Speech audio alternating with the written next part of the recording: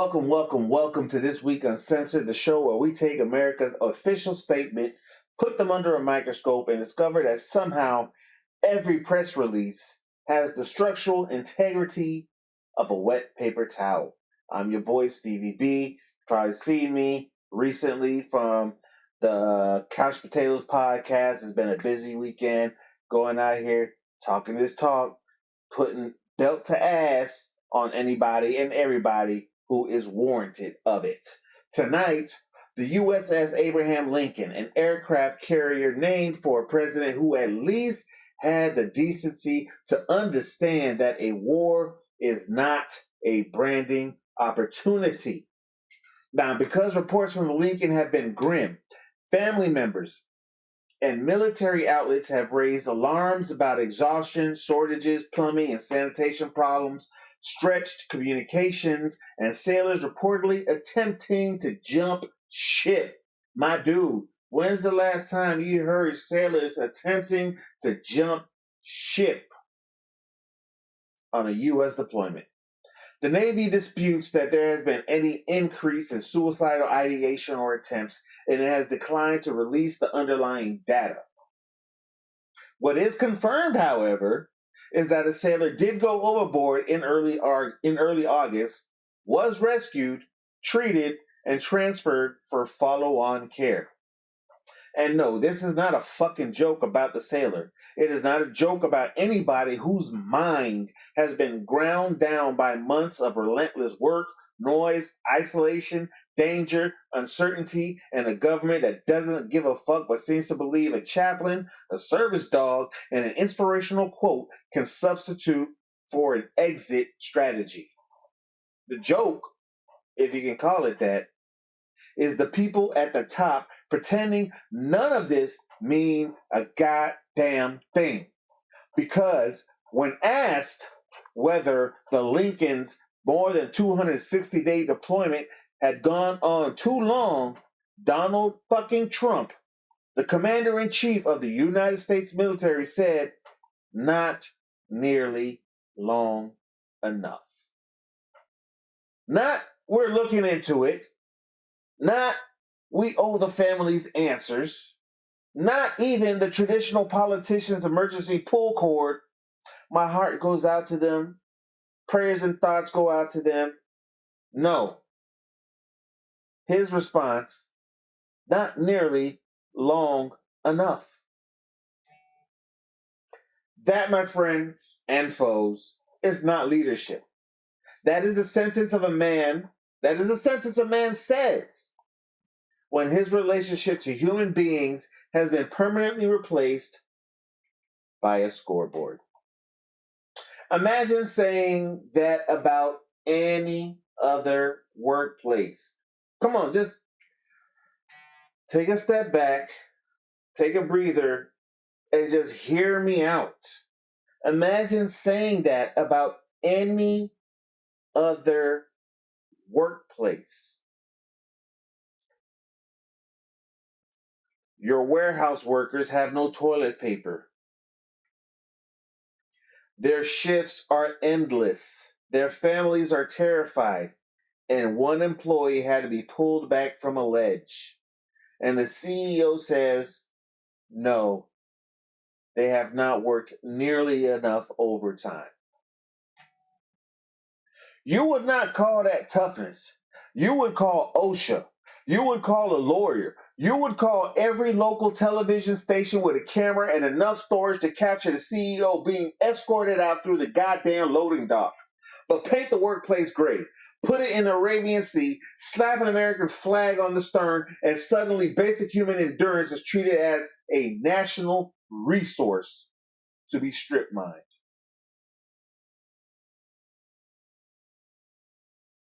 So how did the Lincoln get there? The carrier left San Diego in November 2025 for what was supposed to be a different deployment. It was redirected to the Middle East in January ahead of the U.S.-Israeli war with Iran that began on February 28th. So, November, December, January, February. 3 months, right? The ship became a mobile air base, a command hub, and a central part of the war effort, including combat operations and the enforcement of the naval blockade around Iranian ports. That is why it is there, because the White House chose a war that chose to make the Navy's carrier force absorb the consequences of that choice, one exhausted watch section at a time. And to be clear, nobody is asking whether sailors should do their jobs. That is not the fucking question, because they are doing them. The question is whether the people who send them to do those jobs have any obligation to know the difference between service and consumption. Because the modern American foreign policy machine has discovered the world's most renewable fuel source. The emotional and physical reserve of a 22-year-old sailor who cannot clock out, cannot go home, and is apparently expected to salute while the people who extended his deployment congratulate themselves for resilience they themselves do not show. They are prisoners of the fucking moment. Now, the Lincoln was expected home in May. June, July, August. It's August 16th. So 3 months overdue already. It was not.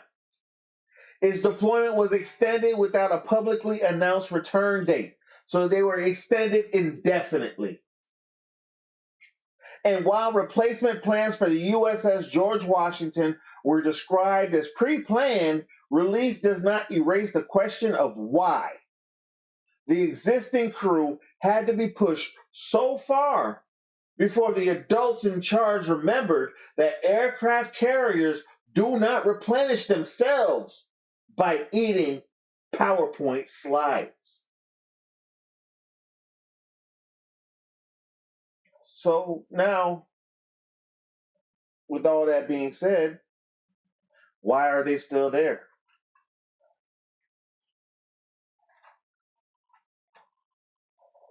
Why are they still there?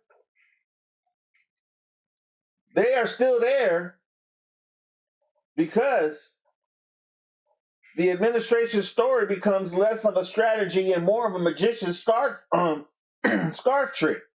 Except the scarf is a war and the magician keeps insisting it ended 3 rabbits ago. On April 8th, the White House declared that Operation Epic Fury had achieved, and I quote, decisive military victory.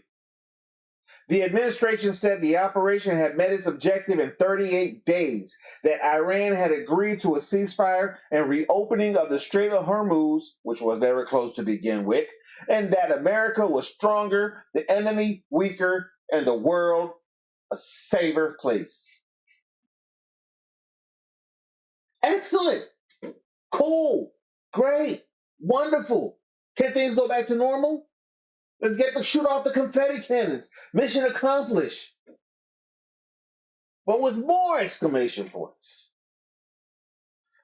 Except the Lincoln is still there. The blockade remained. The talks remained unresolved.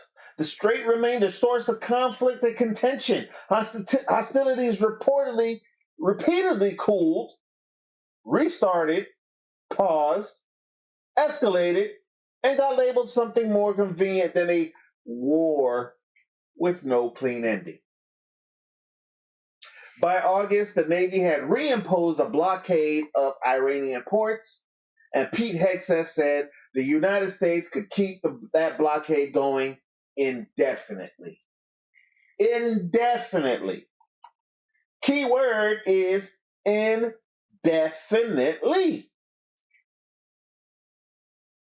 So there it is. The most honest word anyone in this administration has put forth about this war, and they made Pete Hegseth say it by accident.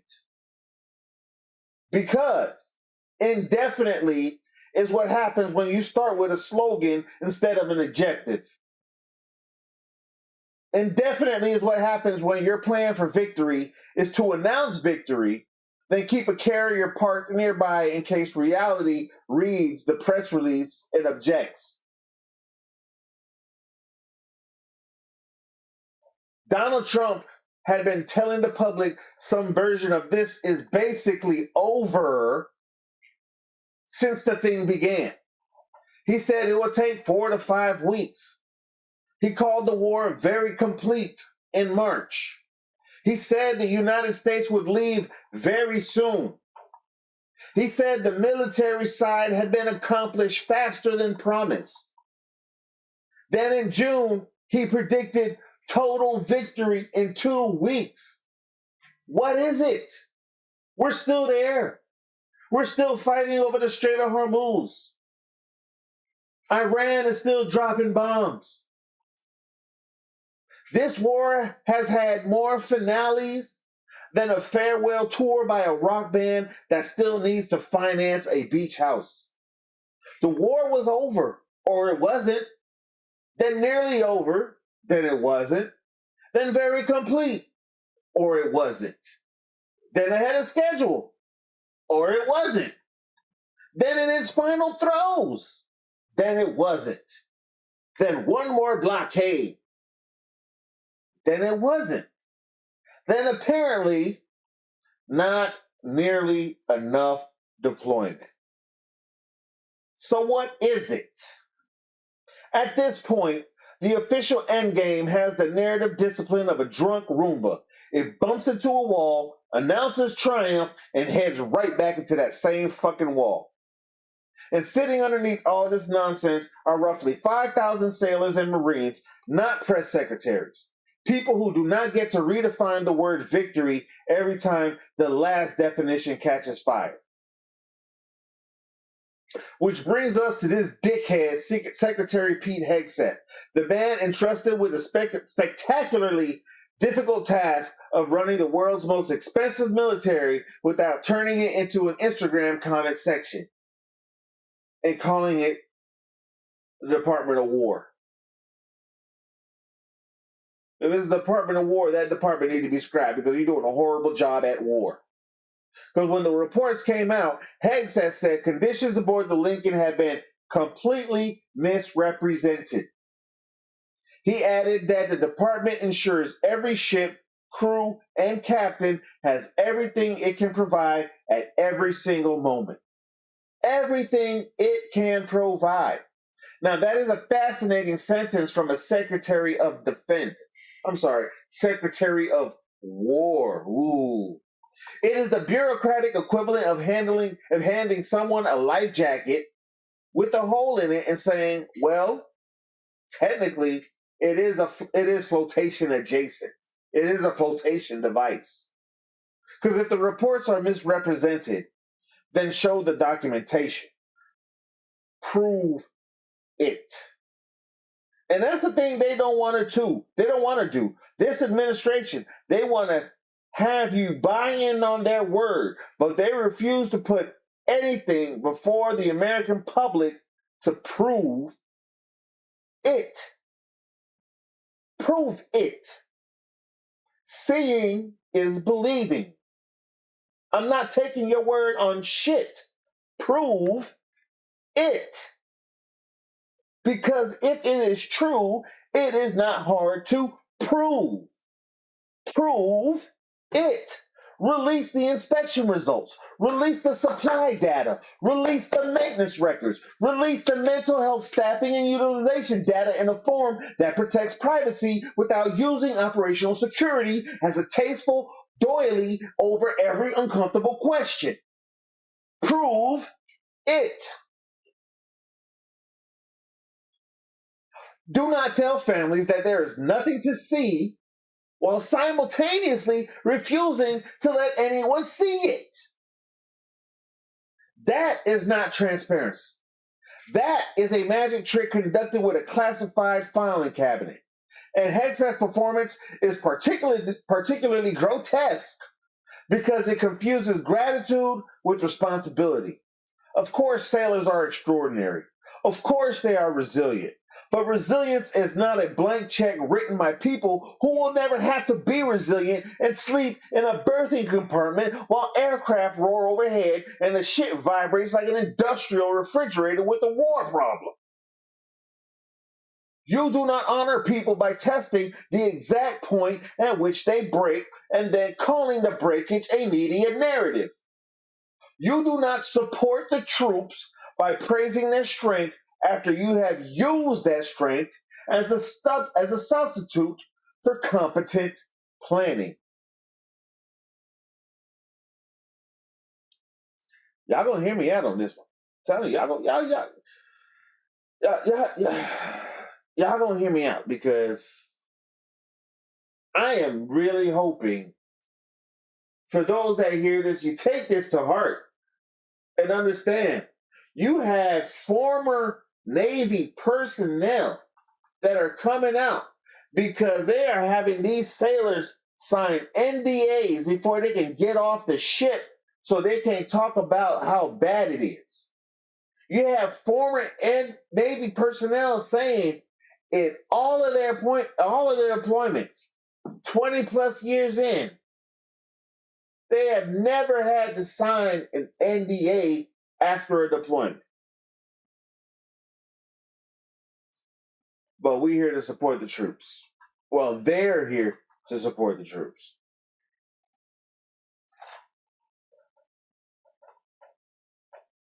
Now that phrase, support the troops, has become America's most reliable laundering service.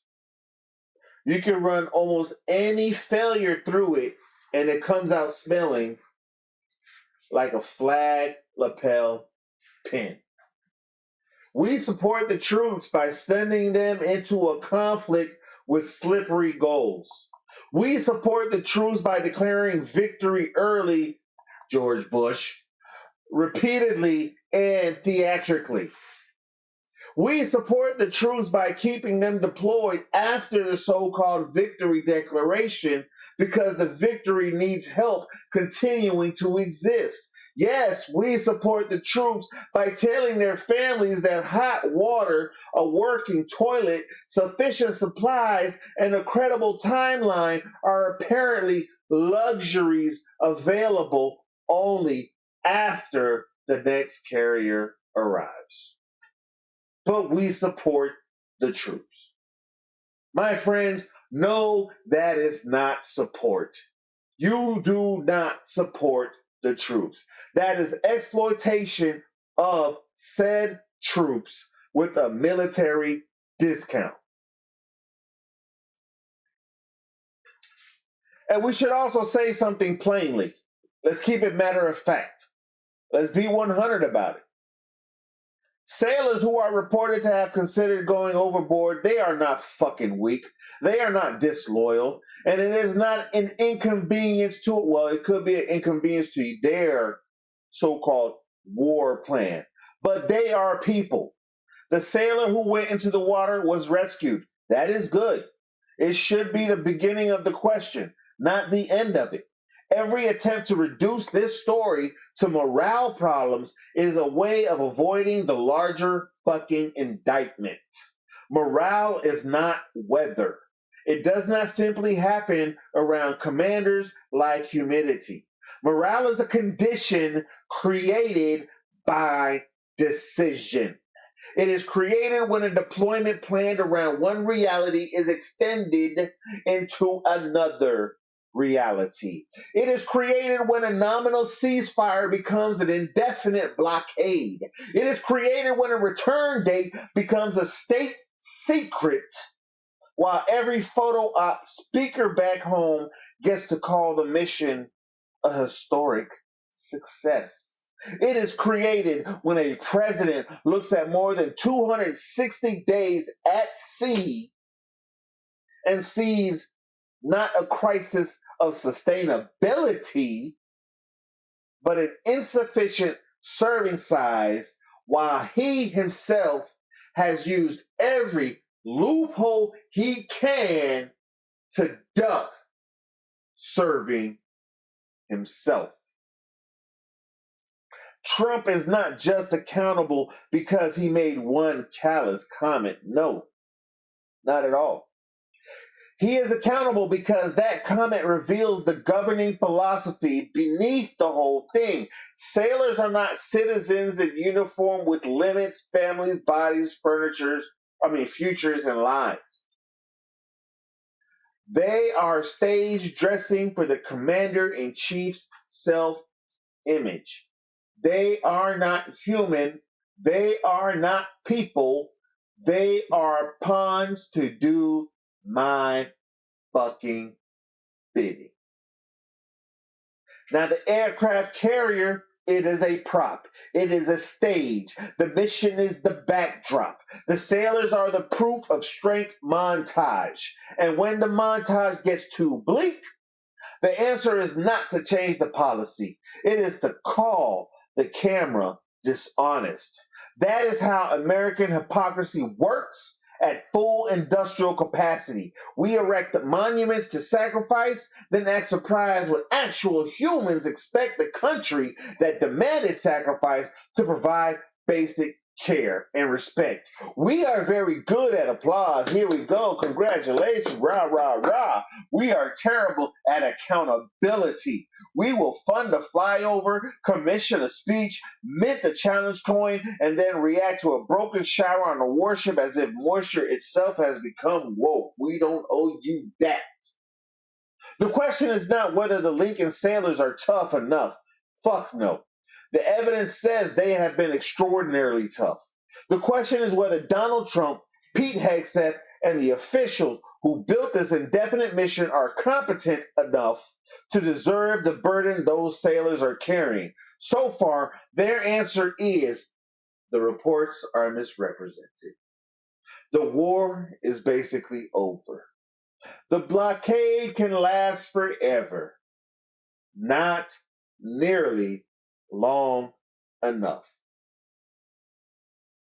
That is not strategy.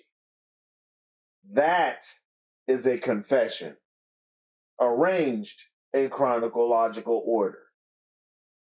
Bring the sailors home on a real timeline. Put Congress, inspectors, and independent medical experts in a position to examine what happened without making sailors choose between speaking honestly and protecting their careers. Publish what can be published. Investigate what must be investigated. And stop asking the people physically carrying American power around the world to pay with their minds and bodies for a political class that cannot define the goddamn finish line.